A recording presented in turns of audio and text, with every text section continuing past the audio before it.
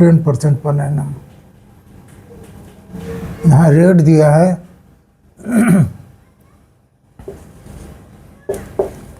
10% per annum, तो rate कितना है 10%। पी आर टी टाइम है 2 ईयर्स अपॉन 100, 0 0 कट गया, 2 पंचे था। एस आई कितना दिया 1600, ये 1600 है, क्रॉस मल्टीप्लाई किया 16 पंचे 8000, 8000 इक्वल टू पी, तो ये रुपए आया, प्रिंसिपल आया 8000 रुपये। एक पार्ट तो सॉल्व हो गया, ये आंसर हो गया। अब दूसरा पार्ट हमें सॉल्व करना है कंपाउंड इंटरेस्ट।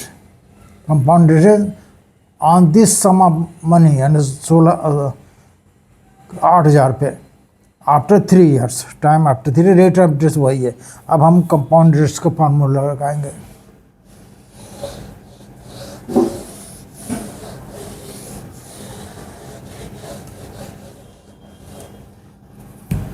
कंपाउंड इंटरेस्ट के लिए ए होगा P1 plus R upon 100 into power N number of years. P कितना निकला 8000, रेट वही है 10/100, पावर कितना है 3, ये कैंसिल हो गया, तो ये हो गया 8000 इंटू 10, 1 प्लस 1/10 11/10 पावर 3, तो 8000 इंटू 11 का स्क्वायर 1 to 1 होता है, इंटू 11 कर देंगे 1331 शायद आना चाहिए, ये इतना आना चाहिए 121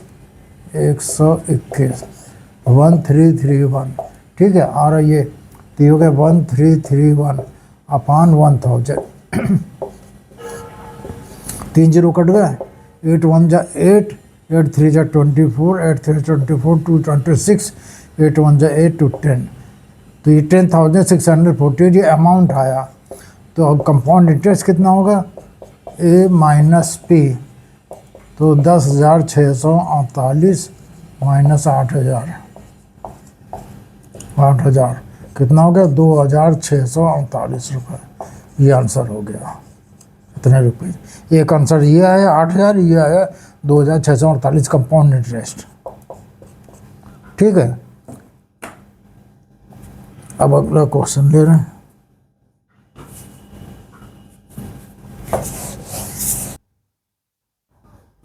अब एक क्वेश्चन है, कोई भी पर्सन ABC का है, उसने प्रिंसिपल लोन लिया 1 लाख रुपए का किसी बैंक से, रेट ऑफ इंटरेस्ट था 11% पर एनम कंपाउंडेड होता है, और रिपे किया उसने फर्स्ट ईयर एंड पे 41,000 और सेकेंड ईयर एंड पे 47,700, 41,000 और 47,700 किया। तो पहले हम ये देखें कि इसका amount at the end of first year क्या है। चूँकि एनुअली पेमेंट हो रहा है, तो हम इसको सिंपल इंटरेस्ट 3 बार लगाएंगे। पहले साल सिंपल इंटरेस्ट अमाउंट निकालेंगे, फिर दूसरे साल सिंपल इंटरेस्ट अमाउंट, चाहे कंपाउंड इंटरेस्ट भी कर सकते हैं। Amount equal to P1 plus R/100, ये कंपाउंड इंटरेस्ट वाला फॉर्मूला लगा रहे हैं। पावर 1 टाइम ए 1 ईयर है, तो P कितना 1 लाख, R कितना 11,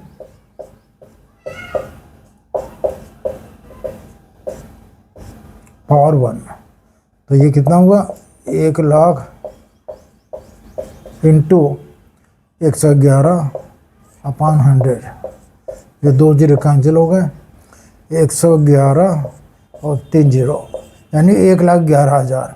इसमें उसने ये अमाउंट बना और पेमेंट कर दिया उसने 41,000, तो रिमेनिंग अमाउंट कितना बना, रिमेनिंग अमाउंट ये प्रिंसिपल होगा for the second year, principal for second year. ये कितना होगा 1,11,000 माइनस 41,000, तो कितना हो गया 70,000, 70,000 हुआ सेकेंड ईयर के प्रिंसिपल अमाउंट। अब तो अब क्या करना है, थोड़ी जगह बनाओ, रोक लो।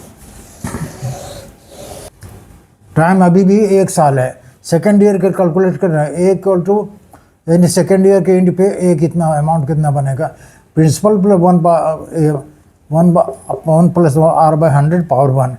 अब अमाउंट कितना है, अमाउंट हुआ 70,000, 1 प्लस R अभी भी वही है और ऊपर पावर 1 है, तो ये क्या हो गया 70,000 इंटू 111/100, 2 जीरो कैंसिल हो गए, 777, 7 से गुणा करना इसको और 00, ये अमाउंट हुआ। ठीक है, अब इस अमाउंट में से उसने पेमेंट कर दिया 47,700, तो अब principal for third year, principal for third year कितना होगा 47,700, 77,700, 77,700 माइनस 47,700, तो ये कितना हो साथ में 30,000। ये होगा at the beginning of third year principal amount. ये पूछा जा रहा है प्रिंसिपल कितना होगा थर्ड ईयर के बिगनिंग में, तो ये हमारा आंसर हो गया 30,000 से होगा principal for the third year. ठीक है,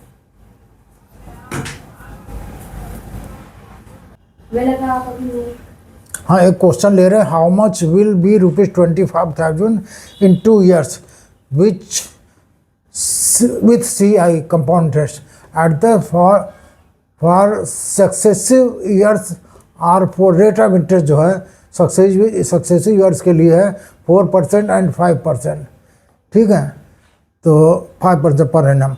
तो हमने फार्मूला लगा A equal to P1 plus R1/100 into 1 plus R2/100, तो ये हुआ R1/100, 4 है, 4/100, ये 5/100। अब इसको कैलकुलेट किया 25,000 इंटू, इसको कैंसिल किया 4 से 25 है, 25 से कम 25, 26/25 और 20 21/20।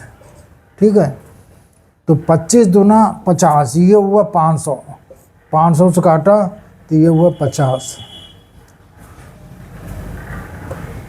50 हुआ, और 50 इंटू 26 इंटू 21 ये करना है।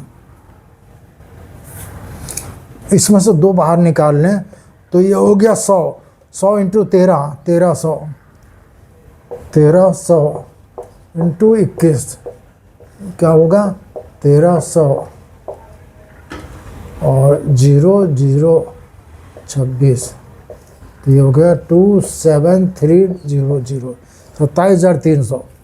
ये कैलकुलेशन हुआ इसका 27,300। पूछ क्या रहे थे how much will B rupees इतना, तो ये 25,000 जो बन जाएगा 27,300। ठीक है, ये आंसर हो गया।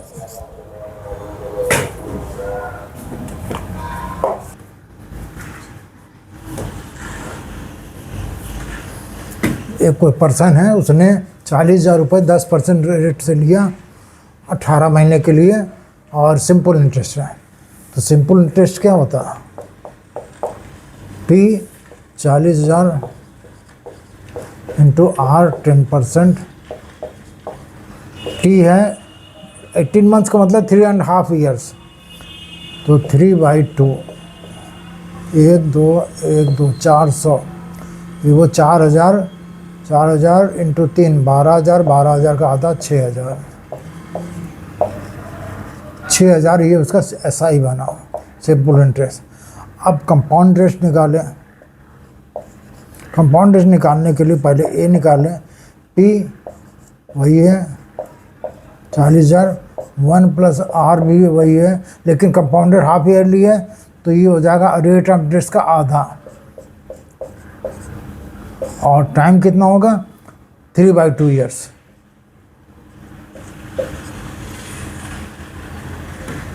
ठीक है, देखें क्या होता है। नहीं ये टाइम ऐसा करें, इसको 1 साल का निकालें फिर 6 महीने का निकालें। ठीक है, इसको 1 साल का निकालने पहले,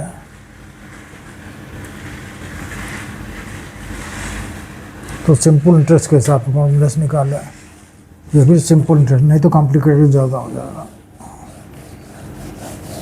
सिंपल इंटरेस्ट के हिसाब से 1 साल का निकालें तो SI करें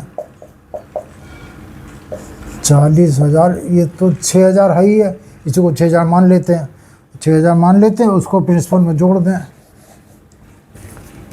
तो अब प्रिंसिपल कितना हो जाएगा, 40,000 प्लस 6,000, 46,000, ठीक है, ये 46,000 हो गया।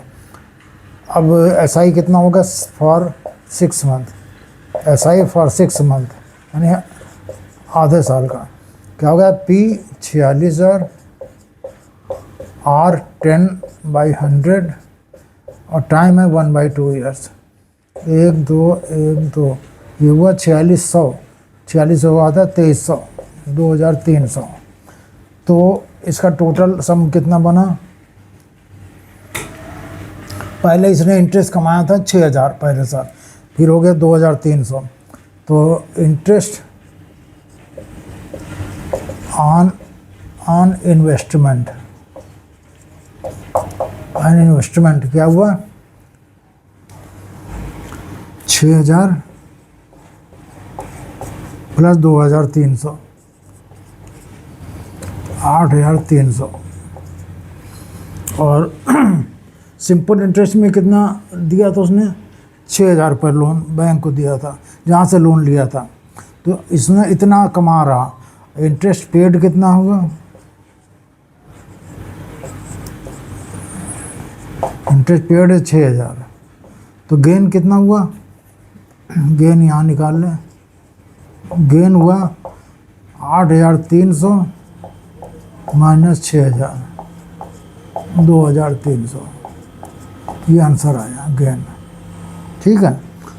पहले कंपाउंड इंटरेस्ट निकालना है तो हम पहले साल का इंटरेस्ट निकालेंगे, क्योंकि पावर ईयर जो है फ्रैक्शन में है, तो अगर हम कंपाउंडिंग में जाएंगे अंडर रूट में चले जाएंगे जो कि लेंदी हो जाएगा, इसलिए पहले साल का इंटरेस्ट निकाला और फिर उसको जोड़ के जो इंटरेस्ट आया उसको प्रिंसिपल में जोड़ दिया, सेकेंड ईयर का प्रिंसिपल ये हो गया, फिर इससे हमने सेकेंड ईयर का आधे 6 महीने का इंटरेस्ट निकाला तो 2,300 आया, तो टोटल हो गया 6,000 प्लस 2,300, 8,300।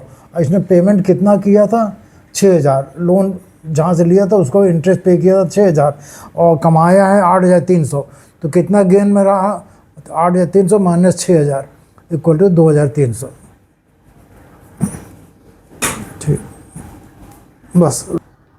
हाँ, और अगर आपको हमारा वीडियो पसंद आया तो इसको लाइक करें, शेयर करें, फॉलो करें, सब्सक्राइब करें, थैंक यू।